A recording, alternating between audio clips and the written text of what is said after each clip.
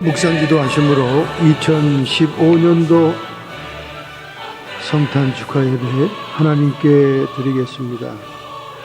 베들레헴 에브라다야, 너는 유다 족속 중에 작을지라도 이스라엘을 다스릴 자가 내게서 내게로 나올 것이라. 그의 근본은 상고의 태초이니라. 그러므로 임산한 여인이 해산하기까지 그들을 붙여두시겠고, 그 후에는 그 형제 남은 자가 이스라엘 자손에게로 돌아오리라. 하나님 아버지, 오늘 이처럼 저희들이 한 해를 보내며 성탄절을 축하하며 이 땅에 오신 주님을 경배하기 위하여 함께 예배를 드리오니, 오늘도 우리의 중에 좌정하여 주옵소서. 존귀와 영광이 세세 무궁토록 성부와 성자와 성령님께 있을지어다. 아멘.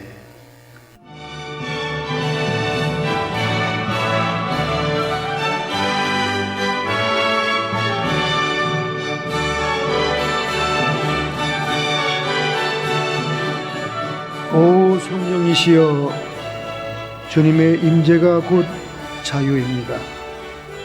우리에게 자유로운 영혼을 주시사 미지의 길을 밟을 때에 두려워하지 아니하며 자신에 대한 염려나 이웃에 대한 두려움으로 주저하지 않게 하옵소서. 우리를 불러 주님의 뜻이 있는 곳으로 나가게 하옵소서. 오 영원히 뛰어나시고 영원히 사랑하시는 주님, 그것은 당신의 능력의 초소이시옵니다. 조지 애플턴의 기도처럼 우리도 영원한 고차가 되시는 주님을 환영하며 주님의 영이 우리와 함께함으로 모든 결박과 멍해와 질병과 고통과 염려로부터 자유함을 얻게 해 주옵소서. 이러한 자유를 위해서 주님의 보혈을 의지하여 우리의 모든 죄악을 고백하오니 정결한 피로 씻어 주옵소서. 예수님의 이름으로 참회 기도를 주 앞에 드렸사옵나이다. 아멘. 오늘 여러분과 저의 모든 죄악이 성부와 성자와 성령의 이름으로 사해졌음을 선언합니다. 이어서 사도신경을 암송하심으로 우리의 역사적이고 사도전승의 신앙을 하나님께 고백하겠습니다. 전능하사 천지를 만드신 하나님 아버지를 내가 믿사오며 그 외아들 우리 주 예수 그리스도를 믿사오니, 이는 성령으로 잉태하사 동정녀 마리에게 나시고 본디오 빌라도에게 고난을 받으사 십자가에 못 박혀 죽으시고 장사한 지 사흘 만에 죽은 자 가운데서 다시 살아나시며 하늘에 오르사 전능하신 하나님 우편에 앉아 계시다가 저리로서 산 자와 죽은 자를 심판하러 오시리라. 성령을 믿사오며 거룩한 공예와 성도가 서로 교통하는 것과 죄를 사하여 주시는 것과 몸이 다해 사는 것과 영원히 사는 것을 믿사옵나이다. 아멘.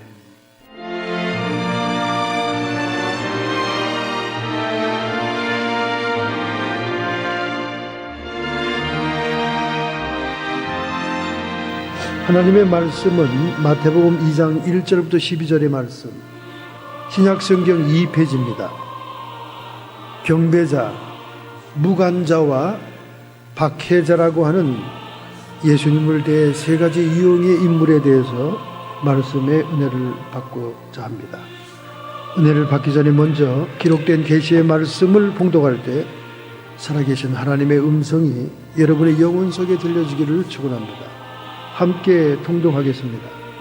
헤로드 왕 때 예수께서 유대 베들레헴에서 나심에 동방으로부터 박사들이 예루살렘에 이르러 말하되, 유대인의 왕으로 나신 이가 어디 계시냐?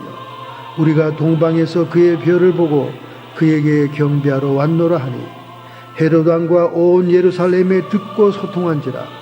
왕이 모든 대제사장과 백성의 서기관들을 모아 그리스도가 어디서 나겠느냐 물으니, 가로되 유대 베들레헴이오니 이는 선지자가 이렇게 기록된 바 또 유대 땅 베들레헴아 너는 유대의 고을 중에 가장 작지 아니하도다. 내게서 한 다스리는 자가 나와 내 백성을 이스라엘의 목자가 되리라 하셨음이니라.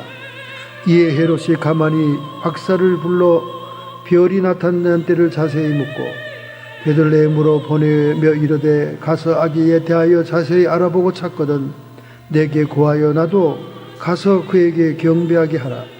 박사들이 왕의 말을 듣고 갈새 동방에서 보던 그 별이 문득 앞서 인도하여 가다가 아기 있는 곳에 머물러 섰는지라.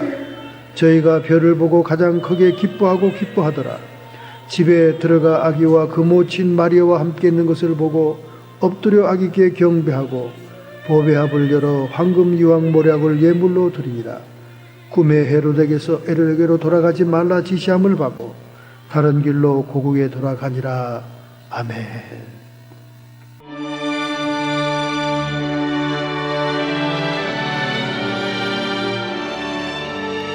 요즘은 유학생들이 좀 숫자가 줄었습니다만은 미국의 중고등학교 유학생으로 오는 분들을 보면 정말 한국서 적응할 수 없는 그런 성적을 가진 사람들입니다. 대개가 어차피 한국에 남아있으면 전문은 대학도 갈 수가 없으니까 미국서 영어라도 배우겠지 하는 그런 의미에서 보냅니다. 그래서 이렇게 보면은 심지어 성적이 갑니다. 제가 그걸 영어로 번역하는 걸 보면서 이렇게 보면 야, 이거 미국에서 한국으로 돌아가 그런 뜻인가 보다. 가. 그리고 또 선생 집안의 아이들인데도 거의 퇴학을 맞은 수준입니다. 성적을 안 뽑아줘요, 학교에서. 퇴학 정학을 맞아가지고. 그런 아이들이 와가지고 정말 미국에 대학을 갑니다. 그런데 어떤 부모님들은 유시를 안 넣어준 것을 불평합니다. 유시대학을. 여러분, 미국의 유시는요, 서울대학보다 훨씬 좋은 대학입니다. 서울대학의 랭킹은 세계적으로 500순위에 들어갑니다. 500대 대학에 들어가요. 100대 대학에도 못 들어갑니다. 그래 자기 아들들이, 자기 자녀들이 한국에 있으면 서울대학에 원수나 접수하겠어요? 가는데 전부 다. 그럼 퇴학 정학 맞은 애들인데. 그런데 마침 우리 근주 동네에 75년 된 정말 보석 같은 학교가 있습니다. 너무 믿음이 좋은 학교예요. 75년 동안 아이들을 개혁 장로교회 신앙으로 키워냅니다.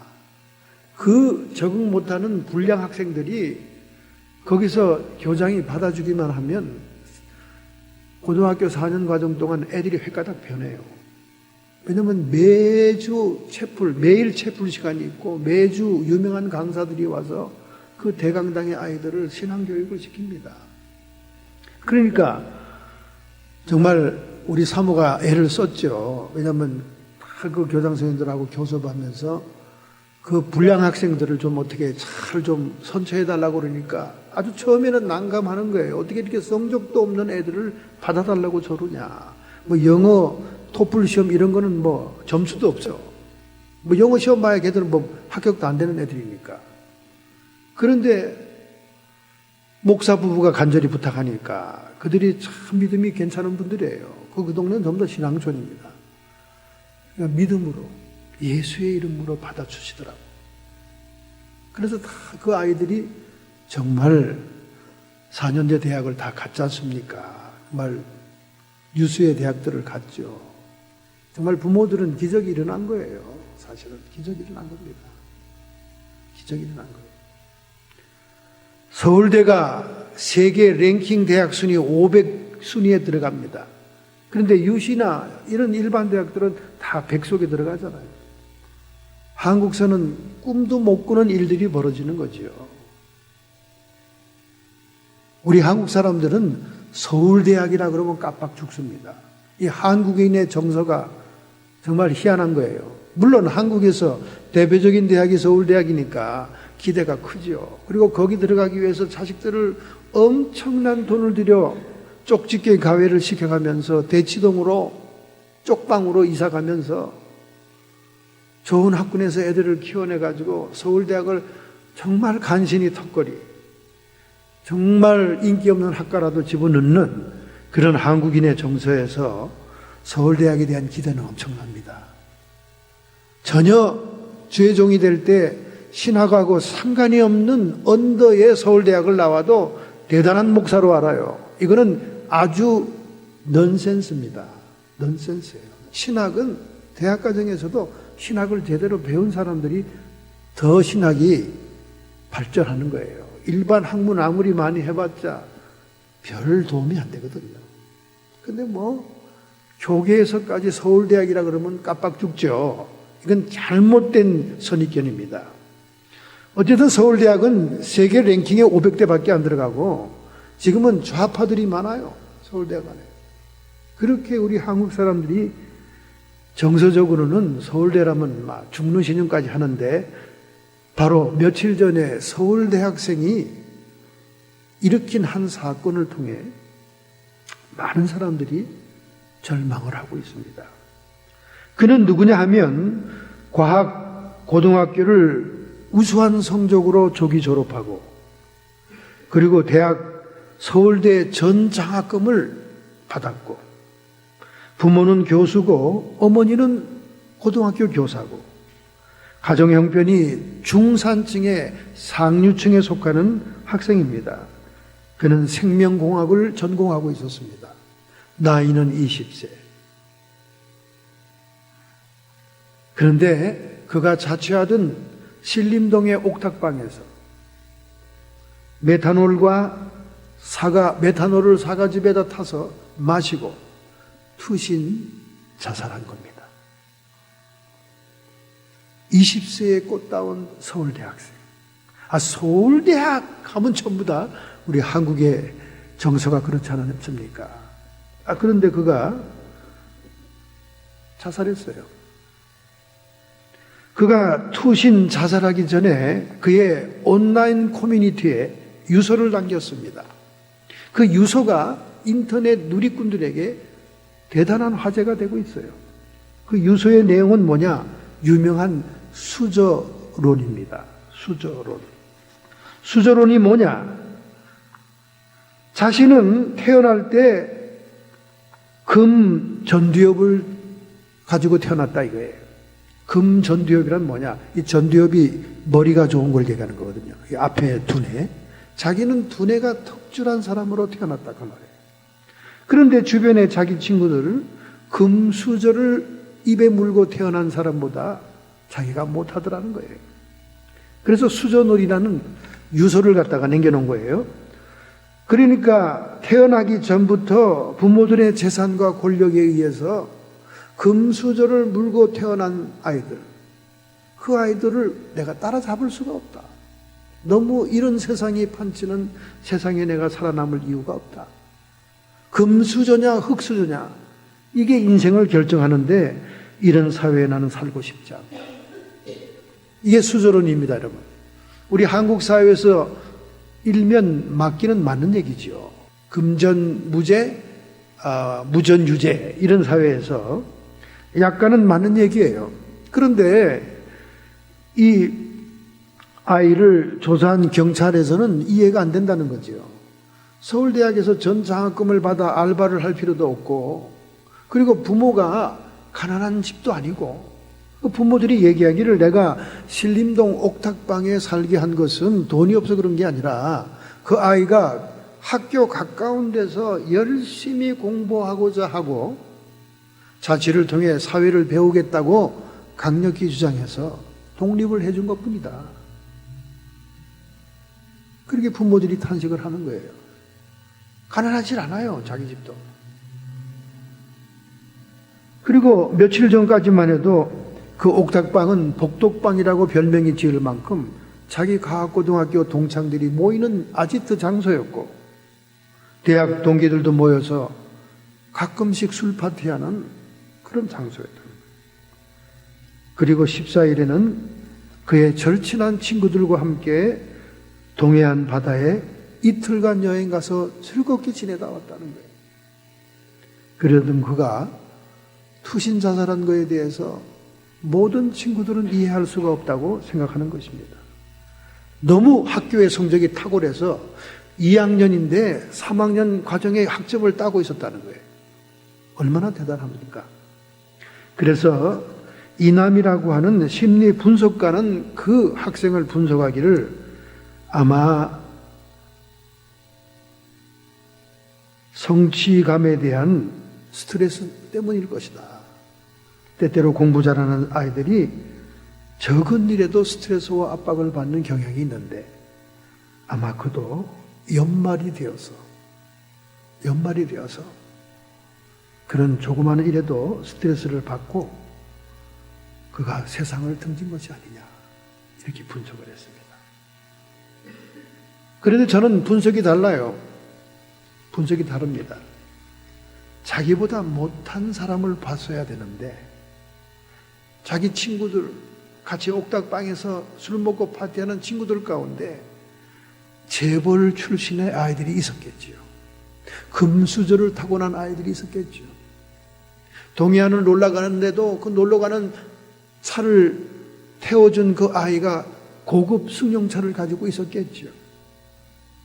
자기보다 높은 것을 바라보니까 자기는 흙수저를 타고 나갔다고 생각하는 거예요. 아니, 대학 교수님 집안이고 고등학교 교사 어머니 집안이면 경제적으로 부족한 집안이 아닙니다. 여러분도 아시다시피 철밥통이에요.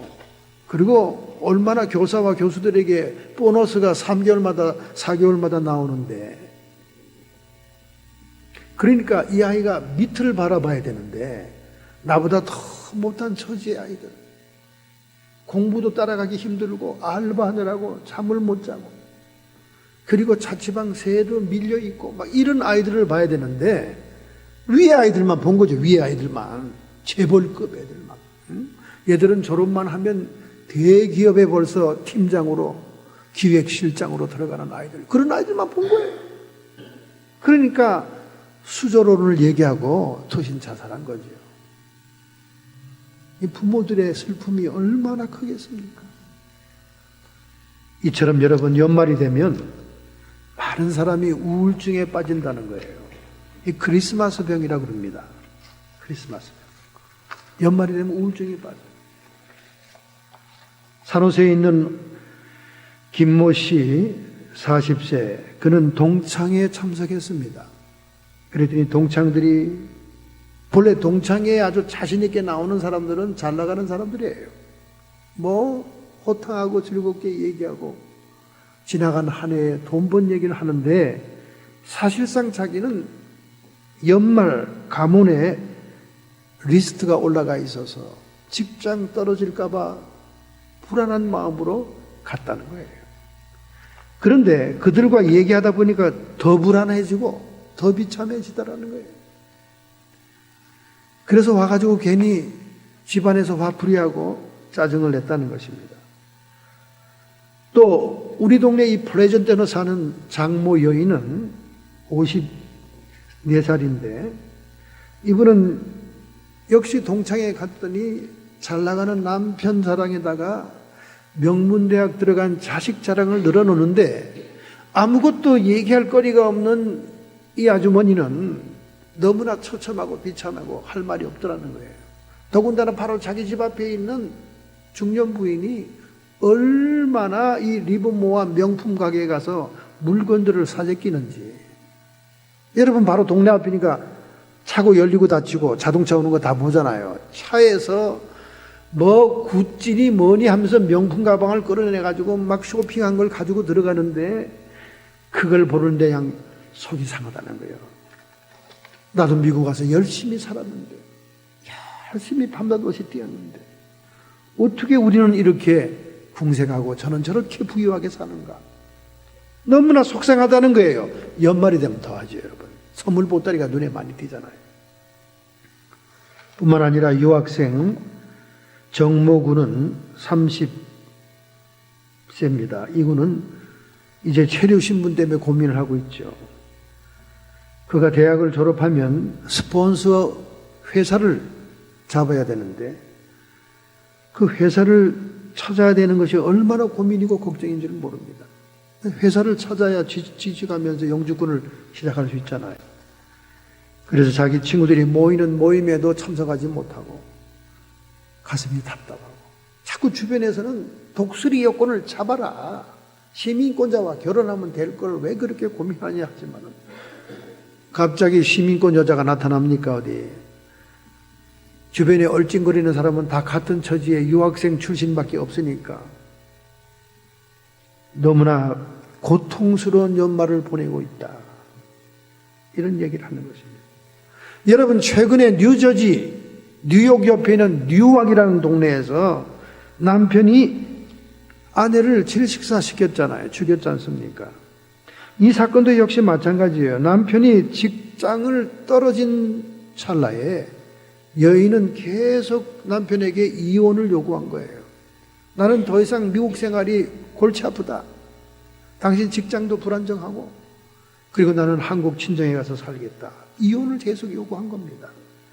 그러니까 남편은 남편대로 직장이 떨어진 거에 대한 우울증이 오고 고통이 오는데 자꾸 그러니까 이 정신불안증 속에서 서로 말다툼하다가 급기야는 그런 참혹한 사건이 일어난 것입니다. 이게 연말 우울증이라고 그래요. 연말 우울증. 그 크리스마스 우울증입니다. 행복하고 평안하고 여유 있는 사람들은 이 명절을 즐길 수 있지만은 고독하고 자식들이 찾아오지 않고 그리고 경제적으로 쪼이는 이런 어려운 사람들에게는 우울증이 크다는 거예요. 그래서 우리는 이런 주변에 소자들과 약자들을 관심을 가지고 배려를 해야 됩니다. 그래서 많은 의사들은 그런 처방들을 하지요. 가벼운 운동에 열중하고 또한 식습관을 바꾸고 카페인이 들어간 음식을 절제해서 잠이 안 오게 하지 말라는 거죠. 잠이 안 오면 밤중에 침대에 누워서 계속 생각이 되는 것입니다. 그리고 절대로 타인과 자기를 비교하지 말고 경쟁 상대로도 생각하지 말고 라이벌을 만들지 말고 마음의 평정을 찾아서 자족해야 된다는 거예요. 이 20세의 앞길이 구말리 같은 서울대생이 자족하는 마음이 있고 자기가 처한 일에 감사가 있었다면 죽을 생각 안 하죠. 과학고 동창들 얼마나 좋은 친구들이 있습니까? 같이 동해안 여행 갈 수 있는 그런 말이 통하는 친구들도 있고 그리고 끊임없이 자기를 공부하도록 등록금을 대주고 생활비를 대주는 부모님이 계시고 자기 처지가 뭐 얼마나 좋은 처지입니까? 사실은 자족하고 감사하는 마음이 있을 때는 죽을 마음이 안 생기고 남들과 비교할 필요가 없는 거죠. 왜 위에 재벌 자식들하고 자기를 비교합니까? 밑에 나보다 못한 사람들을 바라봐요. 사람은요, 이런 욕망과 욕심의 덩어리입니다. 욕망과 욕심의 덩어리예요. 여러분, 사자는 먹이를 준비하지 않는다는 얘기가 있어요. 사자는 모든 동물들 가운데 가장 난폭하고 가장 지략이 뛰어나고 힘이 좋으니까 먹이를 비축하지 않는다는 거예요. 먹고 싶을 때나 그냥 사냥 나가면 되는 거예요. 먹고 싶을 때. 먹고 싶을 때. 대부분의 짐승들이 식량을 그렇게 오래도록 비축하지 않습니다. 그냥 자기 먹을 것만. 다람쥐가 이 나무 속에 구멍을 파서 도토리 넣는 건 제가 많이 봤습니다만은 하여간 이 짐승들은 별로 그렇게 음식을 오래 비축하지 않아요. 유독 인간들만이 욕심이 많아요. 욕심이 많아요. 자손 대대로 물려줄 재산까지 없으면 마음이 허전해서 못 살아. 얼마나 자연에 있는 생물, 동물들이 지혜롭습니까? 얼마나 하나님의 창조와 먹거리가 준비되어 있다는 것을 믿습니까? 믿음이 더 좋아. 동물들이 믿음이 더 좋다니까. 동물들이. 이 사람은 이 불안증, 초증. 그래서 그냥 쌓아두어야 돼. 쌓아두니까 뭐라 그럽니까? 하나님께서. 부자가 쌓아두고 이제는 이제는 걱정 없다. 노후고 뭐고 다 준비됐다. 하나님 뭐라 그래요? 이 사람아, 오늘 저녁 내가 내 영혼을 데려가면 내가 그토록 쌓아놓고 배투댕기는 이 모든 것들이 누구의 것이 되겠느냐. 이 미련하고 지혜 없는 인간에 대해서 오히려 주님이 탄식하는 거예요. 여러분과 제가 이 욕망과 욕심을 절제하지 못하는 한 이 마지막 달의 우울증은 끝이 없을 거예요. 우울증은. 그렇지만 인류의 역사는 어떻습니까? 계속해서 인간이 잘 살고 평안한 사회로 발전해 왔잖아요. 역사 발전이죠. 그래서 수없는 철학에 의해서 다져진 이 인간 사회가 결국 가장 이상적인 정치 체제로 택한 것이 자유민주주의입니다. 자유민주주의. 그런데 오늘날 자유민주주의가 어때요? 경제적으로 빈익빈 부익부 아닙니까? 자유민주주의의 자본주의가 가장 이 세상에서 이상적인 사회제도라고 발전해 왔는데 결국은 어떻습니까?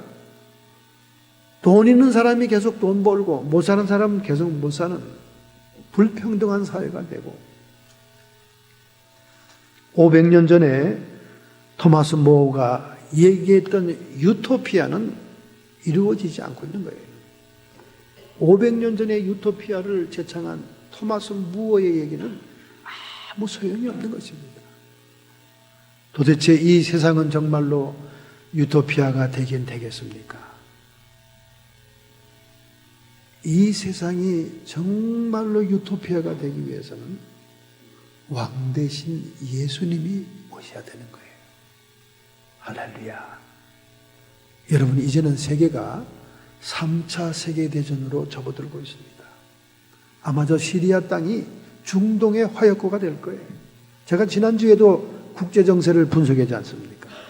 시리아라는 나라는 지금 러시아와 이란과 연합해서 알사드라고 하는 독재 정권을 지원하고 있고 그 독재 정권을 무너뜨리기 위한 시리아 반군 세력이 여러 종류 부류가 있는데 그 중에 IS가 가장 주도권을 잡고 있기 때문에 반군을 돕고 있는 미국과 사우디아라비아, 터키는 난감하기 짝이 없다는 거예요.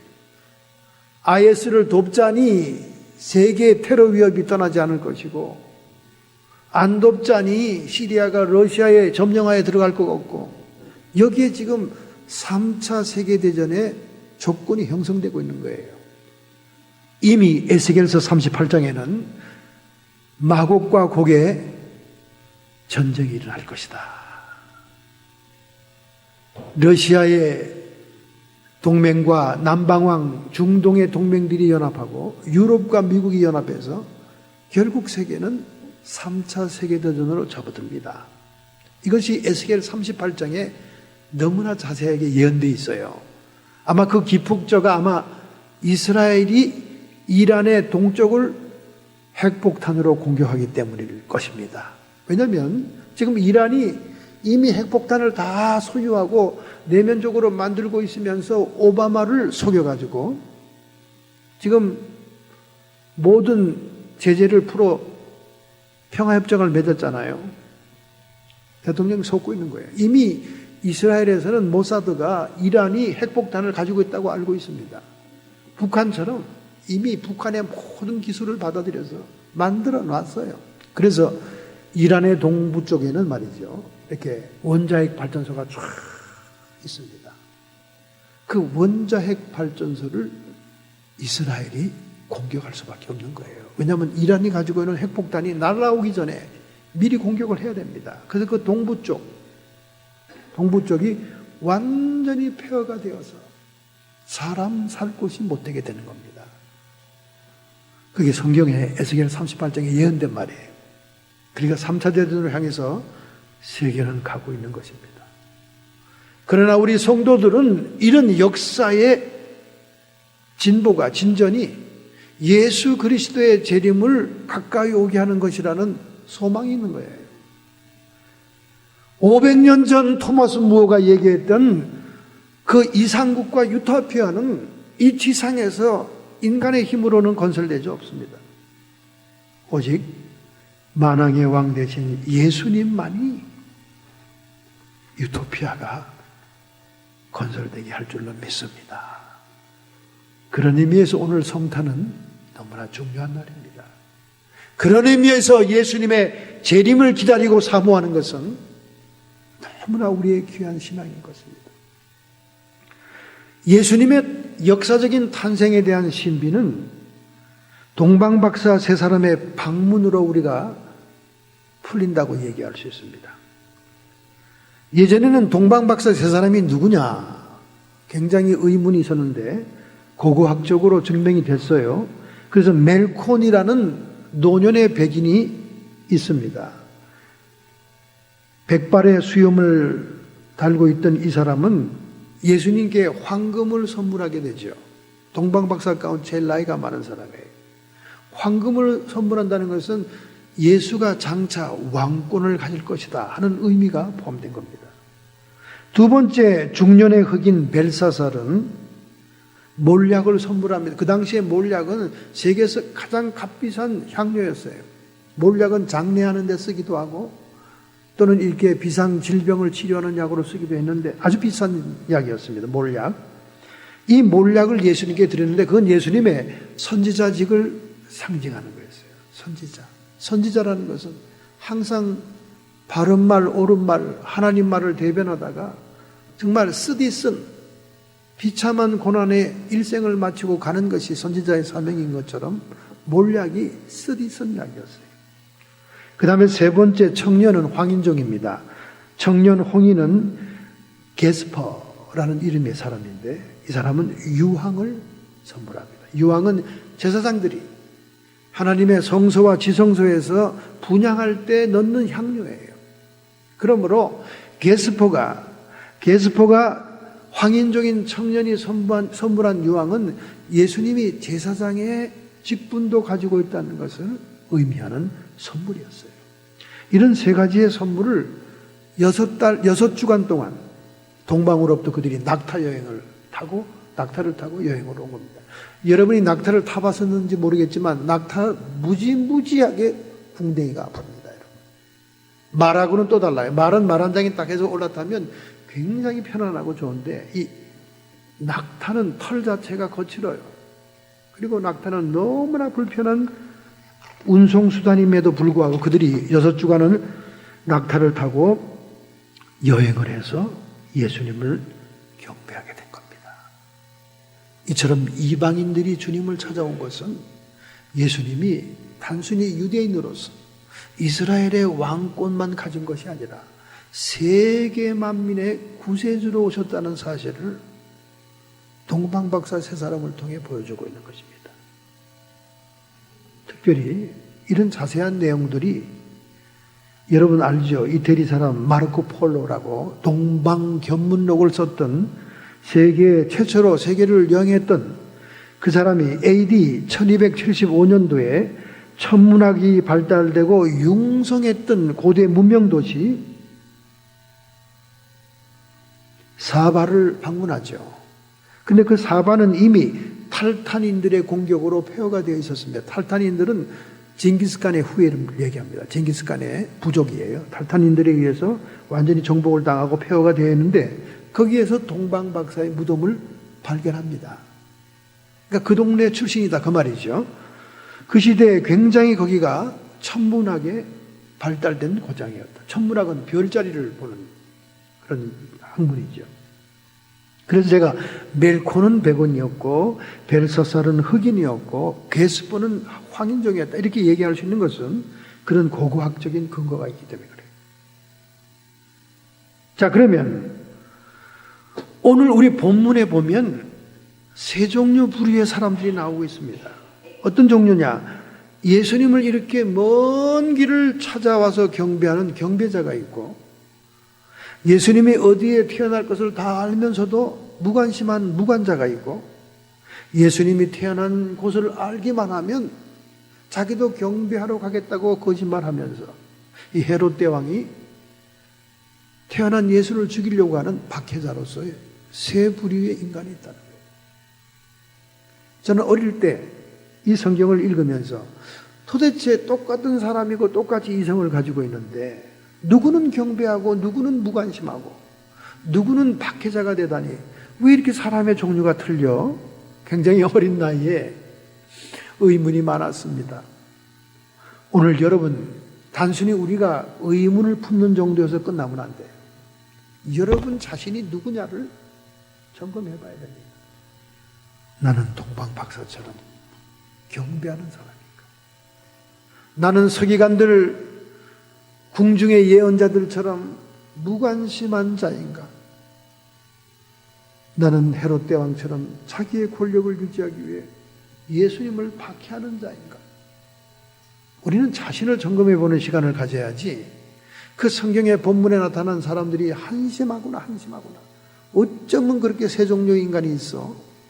이런 정도 수준으로 말씀을 이해해서는 안 된다는 거죠. 자, 첫째 그럼 2절 하반절에 우리가 동방에서 그의 별을 보고 그에게 경배하러 왔노라. 동방의 박사들을 인도한 건 별이라는 거예요. 별. 이 별에 포커스가 맞춰지는 겁니다.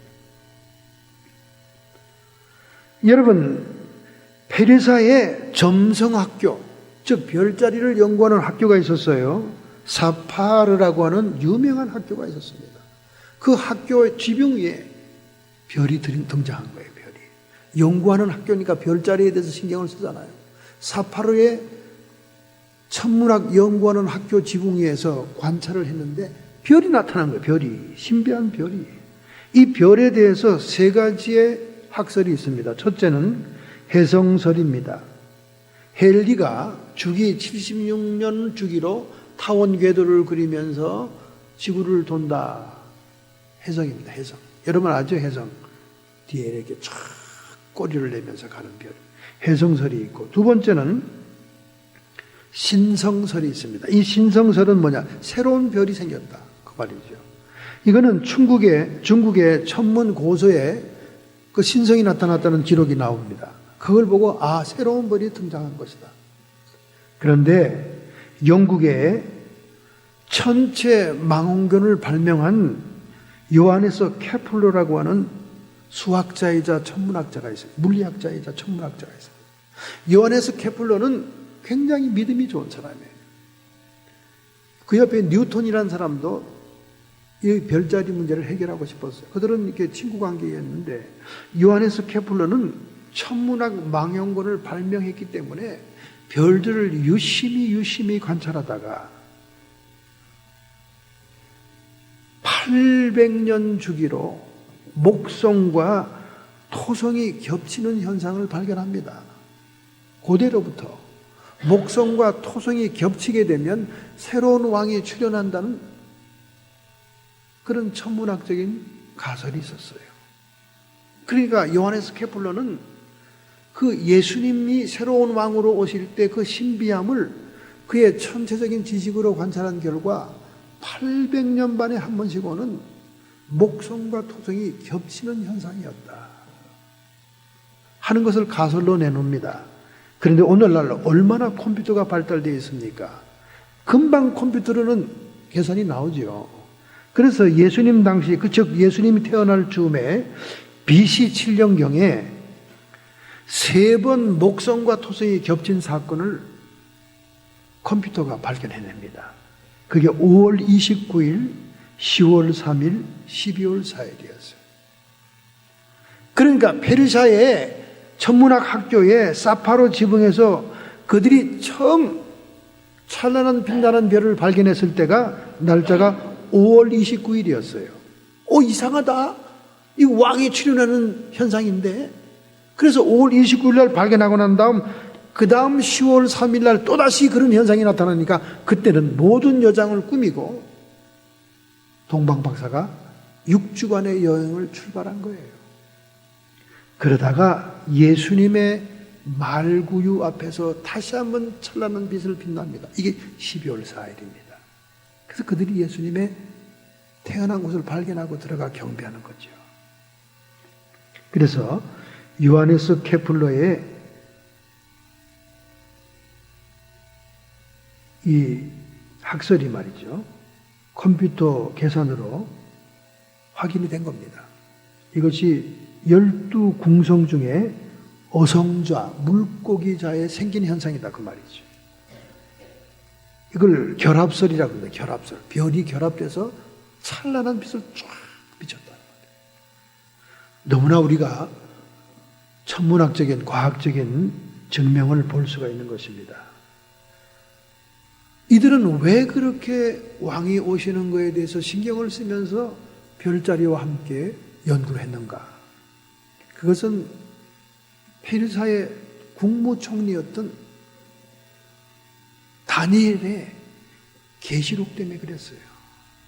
다니엘의 계시록에 보면 하나님이 기름 붓는 왕이 온다는 사실이 기록되어 있고 그것이 계시록으로 내려와 있기 때문에 그들의 신앙으로 다니엘이 넘겨준 야훼 신앙과 함께 메시아를 도래하고 메시아를 대망하는 신앙이 있었기 때문에 그렇게 별자리가 연구가 된 것입니다. 할렐루야.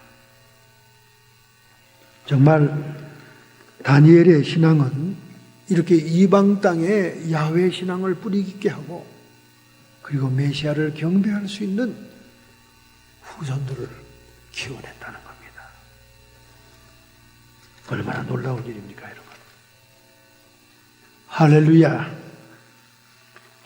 우리는 기록된 계시의 말씀이 있는 연고로 해서 이렇게 복잡한 별자리를 연구하지 않아도 오늘 주님을 경배할 수 있는 것이 정말 감사하여 특권입니다. 할렐루야. 두 번째입니다, 여러분. 두 번째 12절. 꿈에 헤롯에게로 돌아가지 말라 지시하심을 받아 그들이 헤롯에 들르지 않고 그냥 가버렸어요. 헤롯은 은큼한 속셈을 가지고 있었던 거예요. 왜냐하면 정통성이 없는 이두메 사람입니다. 이두메 사람이 옥타비우스 로마의 황제에게 가가지고 금을 주고 유다의 왕권을 사가지고 왔어요. 그래서 괴뢰 정권을 세운 거죠. 그렇기 때문에 유대인들이 정통성을 인정하지 않은 왕이기 때문에 왕 자리에서 항상 불안했습니다. 항상 불안했어요. 그런 차제에 유다의 왕이 났다고 그러니까 얼마나 불안했겠습니까? 그래서 넌지시 옆에 있는 서기관들에게 물어보잖아요. 그죠? 물어보죠. 그들이 서기관들은 너무나도 잘 알아, 성경을. 유다 베들레헴, 거기서 고울이 가장 작을지라도 백성을, 이스라엘 백성의 목자가 납니다. 다 알고 있어. 여러분, 성경을 얼마나 알고 있느냐가 중요하지 않아요. 중요하지 않습니다. 자기들의 이권, 자기들의 현상을 유지하기 위해서 권력에게 아부하고 물질에 눈이 멀은 자들은요, 성경 아무리 읽어도 아무런 영향이 없어요. 그래서 그걸 영적으로 보면 안대를 꼈다 그럽니다. 안대. 영적으로 보면 이게 안대를 낀 사람이 있어요. 환상에. 이 사람들은 뭐는 성경 지식이 뛰어나고 성령의 은사를 체험하고 별 신앙 연조가 있다 할지라도 안대가 끼어 있는 것은 세상의 물질의 욕망, 세상의 권력의 욕망, 세상의 명예의 욕망, 이생의 자랑, 육체의 정욕, 안목의 정욕이 안대가 되면요, 진리의 말씀이 알고도 실천이 안 되는 거예요. 알고도. 그래서 야고보서 2장 22절 23절에 예수님 동생이 뭐라 그럽니까? 믿음이 행함과 함께 일하고 행함으로 믿음이 온전케 되느니라. 믿음이라고 하는 추상적인 이론과 지식을 암만 가지고 있어도 지금 내 이권, 나의 욕심, 이런 것들이 내 앞에 있으면은 내가 선택하면 진리의 말씀은 아무 소용이 없는 거예요. 행함으로 옮겨지질 않습니다. 그렇기 때문에 믿음은 행함과 함께 온전해진다는 거예요. 실천을 해야 된다는 거죠. 서기관들이 아무리 예수님이 베들레헴에 태어날 것을 알고 있으면 뭐합니까? 경배하러 가지라는 걸 다 알고 있어요. 금방 탁 율법서를 예언의 부분을 들춰서 헤롯 대왕에게 답변을 줬습니다.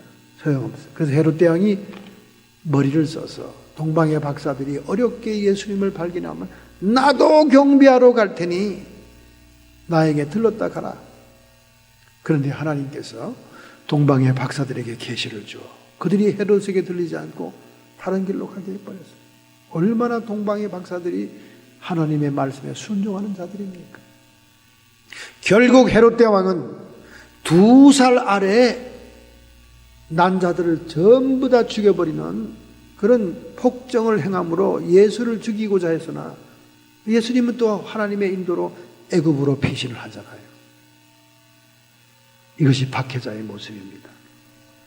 오늘 여러분은 어떻습니까? 비록 사도 바울처럼 예수쟁이들을 박해하지 않는 입장에 있다 할지라도 우리는 헤롯 대왕 옆에서 권력에 아부하고 현실에 안주하고 물질의 눈이 멀은 그런 서기관들처럼 율법의 예언의 말씀을 알면서도 아무 감동이 없는 그런 신앙생활은 아닌지 우리 자신을 점검해 봐야 됩니다.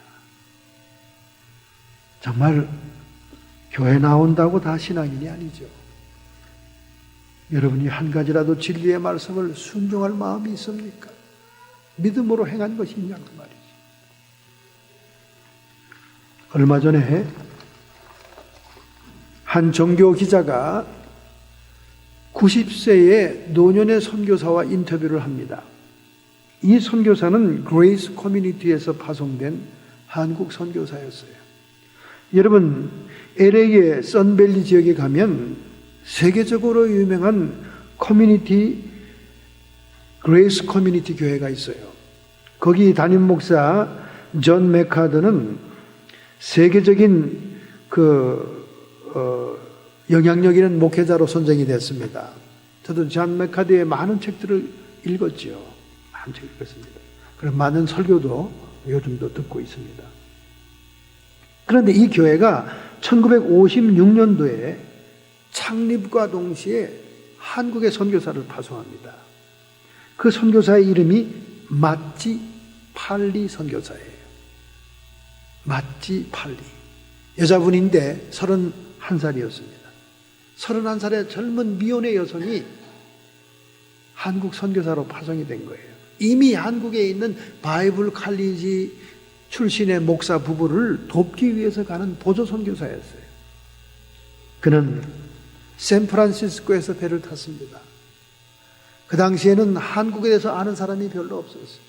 선교사들이나 군인들이 어쩌다 가면 한국을 가기 때문에 교통편이 발달되어 있지 않았습니다. 이 마찌 팔리는 한국으로 떠나기 전에 도서관에서 한국에 대해서 연구하는데 한국에 대한 자료가 하나도 없어요.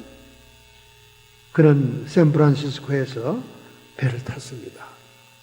그가 말하기를, 여러분 오늘날 크루즈처럼 호화롭고 안락한 배라고 생각하지 마세요. 그 배는 화물선이었습니다.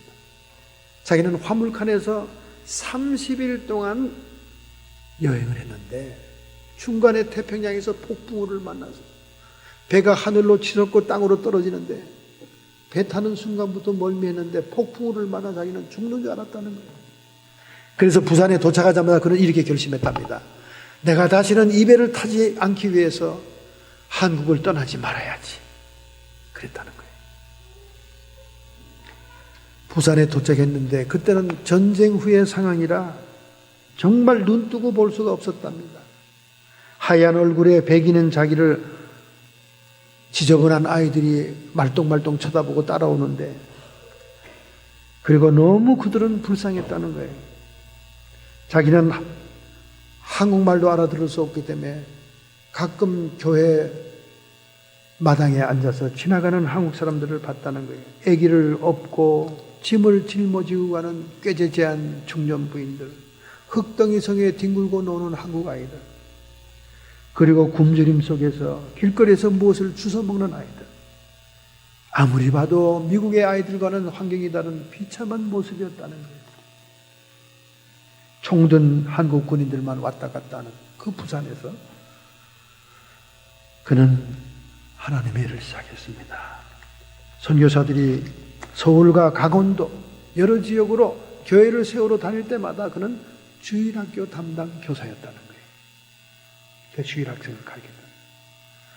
말도 안 통하기 때문에 자기가 하는 일은 별것도 아니었다는 거예요. 별것도 아닌 일이지만 너무나 한국의 어린아이들에게는 중요한 일이었다는 거예요. 안아주고 사랑해주는 겁니다. 너무나 전쟁 고아가 많았기 때문에 어머니의 사랑이 굶주린 그들은 안아주기만 해도 울고 좋아했다는 거예요. 나는 한국 사람들을 너무 좋아합니다. 첫인상은 다소 무뚝뚝하고 딱딱해 보이지만은 깊이를 알면 한국 사람만큼 따뜻한 인정의 사람들이 없습니다. 언어가 달라서 서로의 말은 제대로 통하지 않았지만은 내가 그들에게 미국 음식을 맛보이주면 그들은 반드시 가난한 가운데도 한국 음식을 만들어 와서 나에게 보답하긴 했습니다. 그들은 항상 배고프고 가난했지만은 온전히 하나님만을 섬기는 순진하고 참된 신앙이 있었습니다. 그래서 보람이 있었다는 거예요. 그래서 기자가 질문합니다. 아니 31세 나이에 미혼인데 어째 그렇게 어려운 한국으로 갔나요? 내가 한국에 도착했을 때 왜 하나님이 나를 한국에 보낸가를 알게 되었습니다. 너무나 비참하게.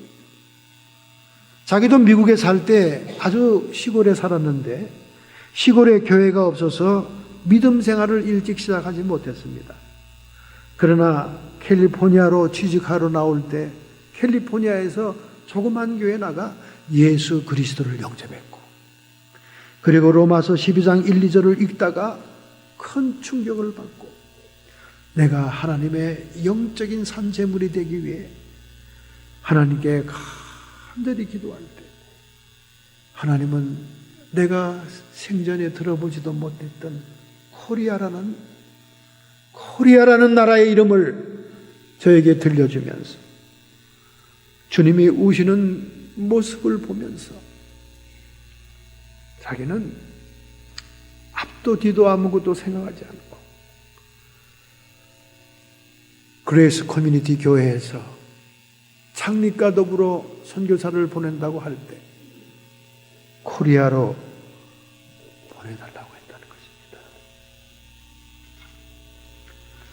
그 후에 그는 한국의 교계에서 초청을 해서 한국을 3번 방문했습니다.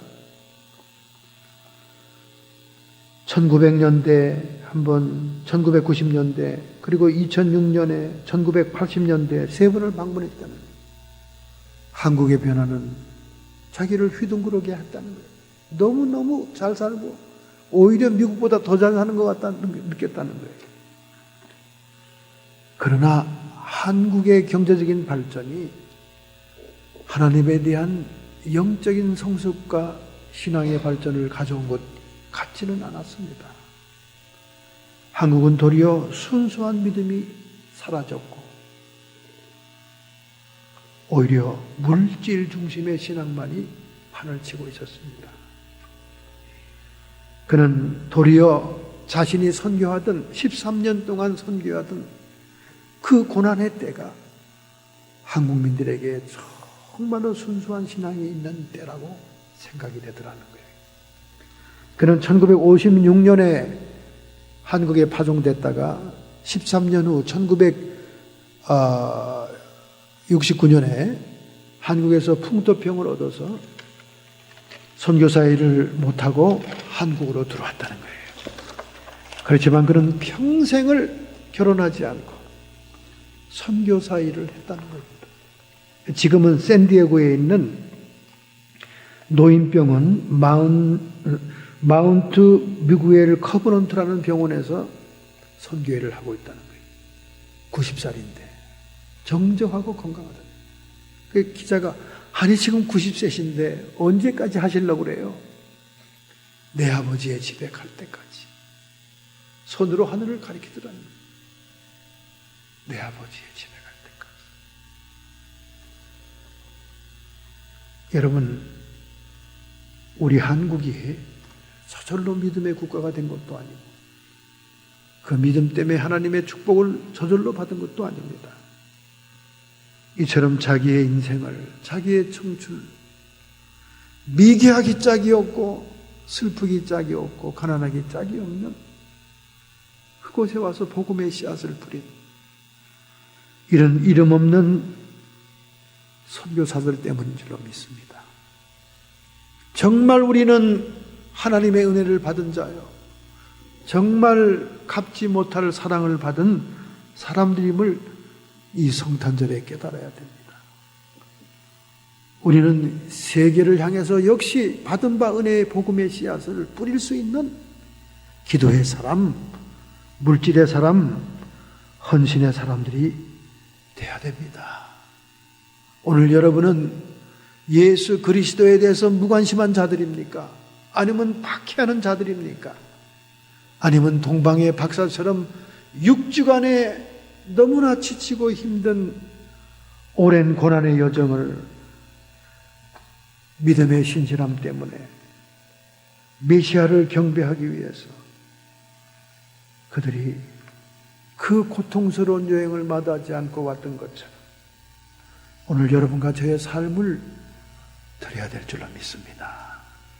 이 마치 발리 선교사가 마지막으로 이렇게 얘기했습니다. 부자가 된 한국 나라에 가보니까 이제 기독교의 신앙은 부자 축복을 받는 종교가 되었더만요.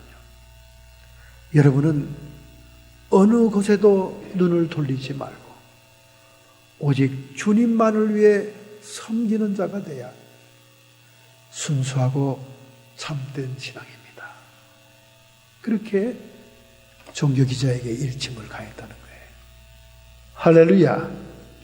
우리는 정말로 주님의 탄생을 축하하고 경배하면서 우리의 남은 생애를 주님을 위해 섬기는 자의 삶을 살아가야 동방의 박사들이 드린 선물과 같은 선물을 주님께 드릴 수 있을 줄 믿습니다.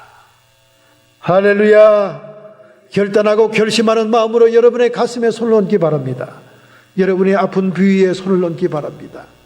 우리의 신앙이 얼마나 발전되어 있습니까? 얼마나 성숙되어 있습니까? 동방의 박사들처럼 정말 주님께 맞는 선물을 드릴 수 있습니까?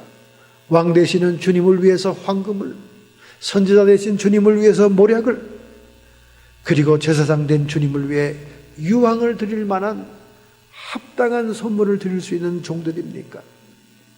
이름 없이 빛도 없이 젊은 청춘을 불쌍하고 고난받던 한국을 위해, 먼지 날리고 배고프고 굶주린 한국을 위해 복음을 증거한 마치 팔리 할머니 선교사처럼 우리의 생애도 내 유익을 구하고 내 욕심을 채우기 위한 신앙이 아니라 참 주님을 섬기는 순수한 믿음으로 돌아가야 될 줄로 믿습니다.